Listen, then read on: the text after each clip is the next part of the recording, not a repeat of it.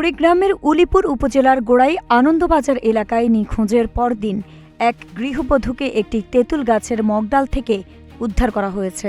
গতকাল মঙ্গলবার ৫ মে রাতে নিখোঁজ হওয়ার পর বুধবার সকালে স্থানীয় লোকজনের সহায়তায় তাকে উদ্ধার করে ফায়ার সার্ভিস। এ ঘটনায় এলাকায় চাঞ্চল্য তৈরি হয়েছে। ওই নারী উলিপুরের গোড়াই আনন্দবাজার এলাকার বাসিন্দা মোহাম্মদ আবু সাইদের স্ত্রী। গতকাল রাত আনুমানিক ১০টার দিকে তিনি নিখোঁজ হন। পরিবারের সদস্যরা বিভিন্ন স্থানে খোঁজাখুঁজি করেও তার সন্ধান পাননি।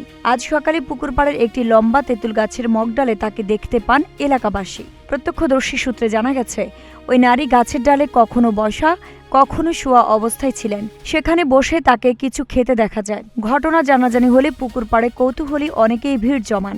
খবর পেয়ে ফায়ার সার্ভিসের একটি দল ঘটনাস্থলে গিয়ে তাকে নিচে নামানোর চেষ্টা করে, কিন্তু শুরুতে তিনি সহযোগিতা করতে রাজি হননি এবং পানিতে লাফ দেওয়ার হুমকি দেন। পরে ফায়ার সার্ভিসের সদস্যরা কৌশলে তাকে নিরাপদে নিচে নামিয়ে নিয়ে আসেন। উদ্ধারের পর ওই নারীর শারীরিক অবস্থা সম্পর্কে তাৎক্ষণিকভাবে বিস্তারিত জানা যায়নি। কুড়িগ্রাম ফায়ার সার্ভিসের উপসহকারী পরিচালক মোহাম্মদ এনামুল হক গণমাধ্যমকে বলেন, সকালে একজন নারী গাছের মগডালে বসে থাকার খবর পেয়ে উলিপুর ফায়ার সার্ভিস স্টেশনের উদ্ধারকর্মীরা ঘটনাস্থলে যান এবং পরিবারের সহায়তায় তাকে উদ্ধার করে নিচে নামিয়ে আনেন। আইরিন হাসান, নাগরিক প্রতিদিন।